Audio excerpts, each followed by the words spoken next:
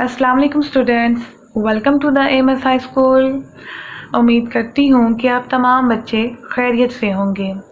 तो बच्चों, आज हम अपनी जमात हफ्तम की किताब तारीख़ के पहले बाब का 5वां लेक्चर स्टार्ट करेंगे। तो बच्चों, अब हम शेर शाह सूरी के मुवासलाती ढांचे के बारे में पढ़ेंगे।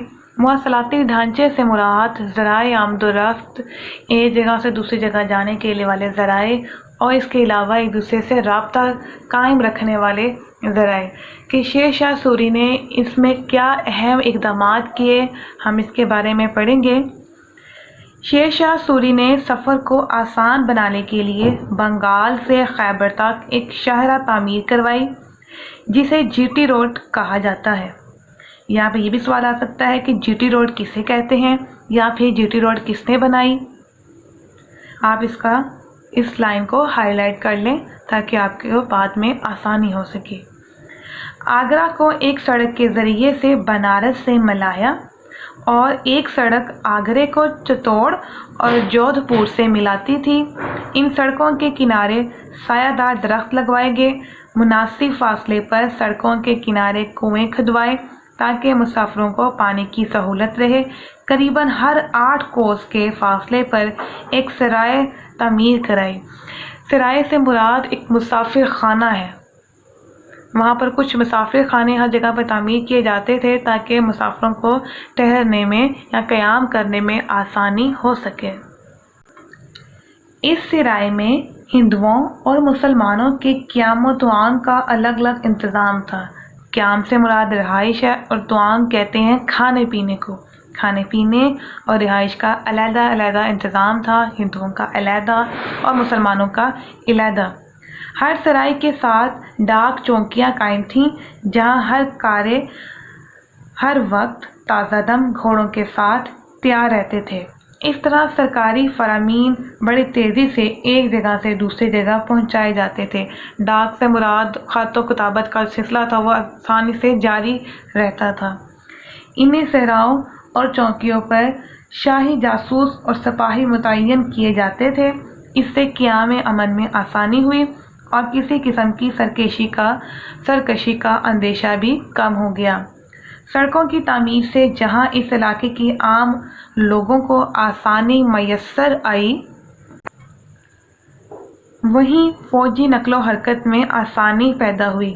सड़कों की तामीर और इन पर तहफ़्फ़ुज़ से तजारत को फ़रोग़ हासिल हुआ। लोग आसानी से सड़कों की तामीर की वजह से तजारत आसान हो गई, लेन देन में काफ़ी आसानियाँ पैदा हुईं। आहिस्ता आहिस्ता सहराओं के साथ मंडियाँ बनने लगी। यही बाद में गाँव और कस्बे आबाद हो गए।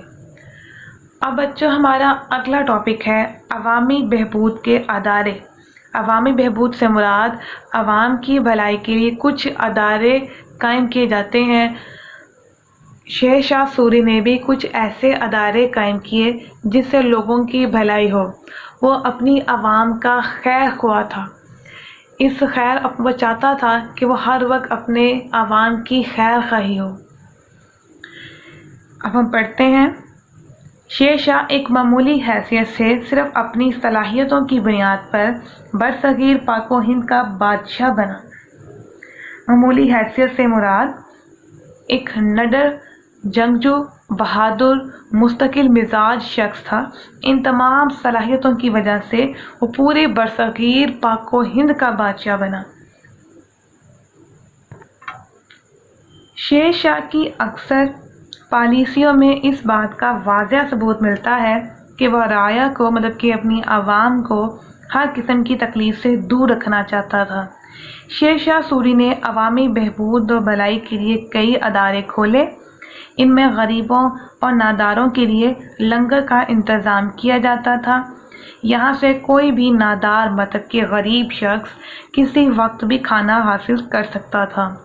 इसके अलावा शेर शाह ने हस्पताल, मदरसे और मकतब भी खोले, जिसे आजकल हम लोग लाइब्रेरी के नाम से जानते हैं, ताकि आम लोग पढ़ लिख कर ज़िंदगी को बेहतर बना सकें। तो बच्चों, आपका मुख्तसर सवाल नंबर 5 है, शेर शाह सूरी ने अवाम की भलाई के लिए कौन से अदारे कायम किए?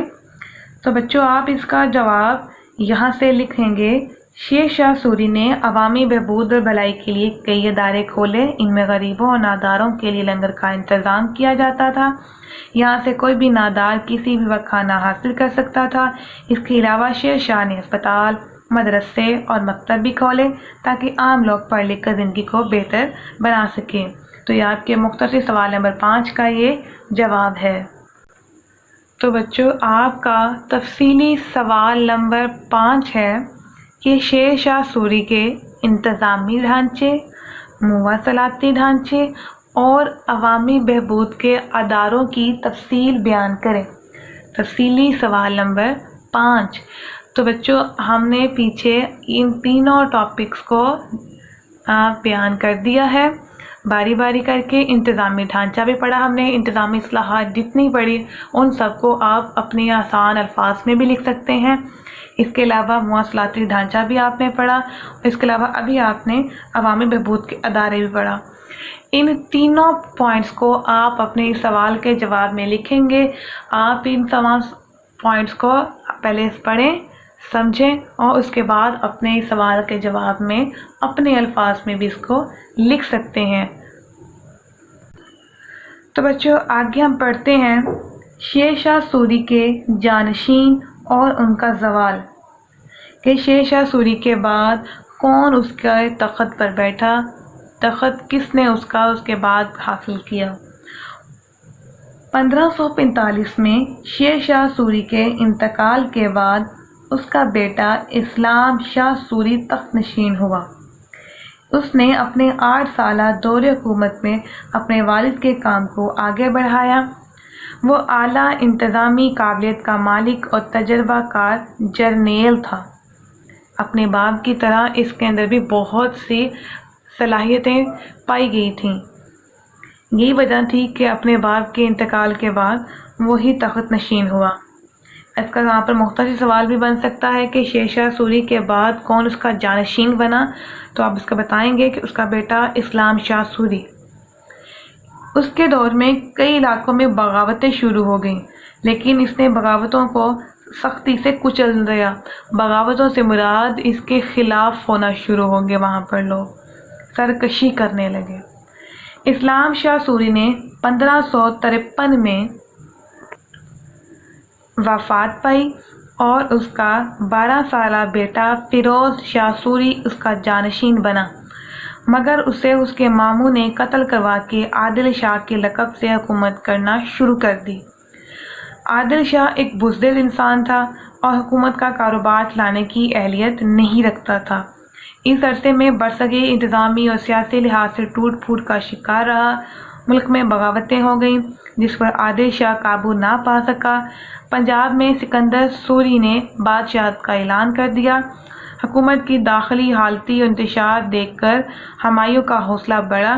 اس نے پہلے پنجاب میں سکندر سوری کو شکست دی اور پھر آگے بڑھ کر دہلی اور آگرہ پر قبضہ کر لیا۔ ہمایوں کی وفات کے بعد اس کا بیٹا اکبر تخت نشین ہوا۔ تو بچوں جیسے کہ ہم نے پیچھے پڑھا کہ ہمایوں کا 2 مرتبہ حکومت رہی، ہمایوں کی 2 مرتبہ حکومت رہی 1530 سے 1540 تک۔ اس کے بعد شیر شاہ سوری نے اس کو شکست دے کر ساری حکومت خود حاصل کر لی، مگر شیر شاہ سوری کے انتقال کے بعد آہستہ آہستہ جیسے اس کو زوال آنا شروع ہو گیا، ہمایوں کو ایک مرتبہ پھر سے موقع ملا۔ اس نے دوبارہ سے ان سب پر حملہ کر کے اپنا کھویا ہوا مقام، اپنی کھوئی ہوئی حکومت کو حاصل کر لیا۔ اس طریقے سے اس نے 2 مرتبہ برصغیر و پاک و ہند پر اپنا قبضہ جمایا اور اس پر حکومت کی، مگر ہمایوں کی وفات کے بعد اس کا بیٹا اکبر اس کے تخت نشین کہلایا۔ تو بچوں اب ہم اپنے مشقی سوالات کی طرف بڑھتے ہیں۔ اپنے مشقی سوالات کے جانب بڑھنے سے پہلے میں آپ کو بتا دوں کہ آپ کا تفصیلی سوال نمبر 6 ہے کہ شیر شاہ سوری کے جانشینوں اور ان کے زوال کا احوال بیان کریں۔ تفصیلی سوال نمبر 6۔ ابھی ہم نے اپنا پوائنٹ پڑھا شیر شاہ سوری کے جانشین اور ان کا زوال۔ اس پورے ٹاپک کو آپ اپنے اس سوال کے جواب میں لکھیں گے۔ اب ہم اپنے ممکنہ درست سوالات کی طرف بڑھتے ہیں. تو بچوں ہمارا سب سے پہلا آپشن ہے پانی پت کی پہلی جنگ کس سن میں لڑی گئی؟ تو اس کا جواب ہے 1526 میں. دوسرا آپشن ہے وہ پہلا شخص جس نے ہندوستان میں توپ سے بارود پھینکنے کی ٹیکنالوجی استعمال کی. تو اس کا جواب ہے ظہیر الدین بابر. ظہیر الدین بابر. تیسرا آپشن ہے کنوج کی لڑائی میں شکست کھا کر ہمایوں کہاں پہنچا؟ اس کا جواب ہے آگرہ. اس کا جواب ہے آگرہ. چوتھا آپشن ہے شیر شاہ سوری نے 1545 میں حملہ کیا. اس کا جواب ہے کالنجر پر. کالنجر پر. تو بچوں ہمارا پانچواں آپشن ہے 1545 میں شیر شاہ سوری کے انتقال کے بعد تخت نشین ہوا. تو اس کا جواب ہے اسلام شاہ سوری. اسلام شاہ سوری. اب نیچے کچھ مختصر سوالات دیے گئے ہیں. تو ان تمام سوالات کے جو جوابات کے جو صفحے ہیں ان سب کو ان سوالات کے آگے لکھا گیا ہوا ہے. جیسے پہلا ہے ہندوستان کی تاریخ میں مغل بادشاہ ہمایوں نے اپنی سلطنت ایک دفعہ کھونے کے بعد دوبارہ کیسے حاصل کی؟ تو اس کا جواب صفحہ نمبر 14 پر موجود ہے. دوسرا سوال ہے بابر کے ہندوستان پر حملے کی 2 وجوہات تحریر کریں. صفحہ نمبر 4 پر. کنوج کی لڑائی میں شیر شاہ سوری نے ہمایوں کے مقابلے میں کیسے کامیابی سے حاصل کی؟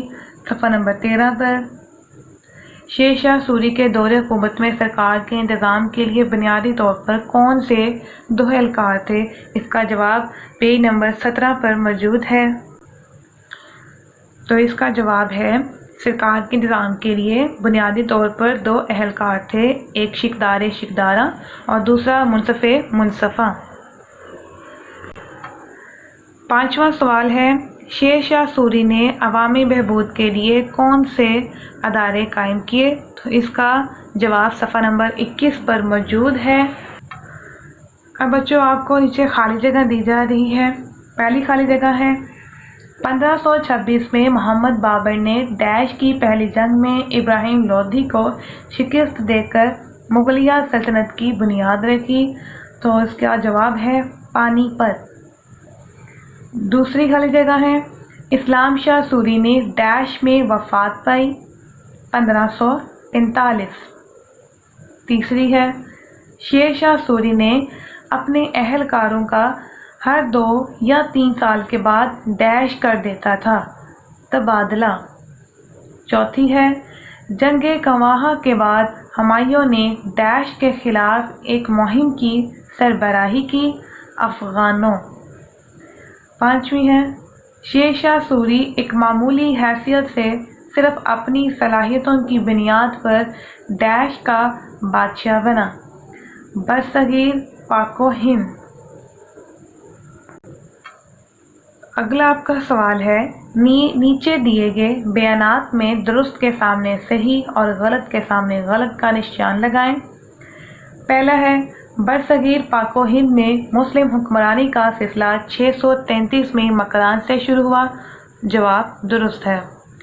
نصیر الدین محمد ہمایوں 1508 میں قندھار میں پیدا ہوا. غلط. شیر شاہ سوری نے فوجی نظام کو براہ راست اپنے کنٹرول میں رکھا. صحیح. 1545 میں شیر شاہ سوری کے انتقال کے بعد اس کا بیٹا اسلام شاہ سوری تخت نشین ہوا. صحیح. صوبے کا سربراہ منصف منصفہ کہلاتا تھا. غلط. تو بچوں آگے ہمیں کچھ کالم دیا گیا ہے کہ محمد بن قاسم کی سندھ آمد کب ہوئی؟ 712. جنگ کنواہا 1527 میں. ہمایوں کی وفات 1556 میں. شیر شاہ سوری کی وفات 1545 میں. پانی پت کی پہلی جنگ 1526 میں. یہ تمام درست جوابات ہیں. تو بچوں نیچے حصہ 2 میں ہمارے پاس تفصیلی سوالات ہیں. ان تمام تفصیلی سوالات کے جوابات میں آپ کے ساتھ پہلے ہی شیئر کر چکی ہوں۔ ان تمام کے جوابات ان کے سوالوں کے آگے ان کے پیج جو جواب ہیں ان کا پیج نمبر بھی لکھا ہوا ہے تاکہ آپ کو ڈھونڈنے میں آسانی ہو۔ تو بچوں اس کے ساتھ ہمارا باب نمبر 1 ختم ہوتا ہے۔ تو اب ہم اگلے اپنے لیکچر میں انشاءاللہ تعالیٰ ضرور ملیں گے۔ تب تک کے لیے اللہ حافظ۔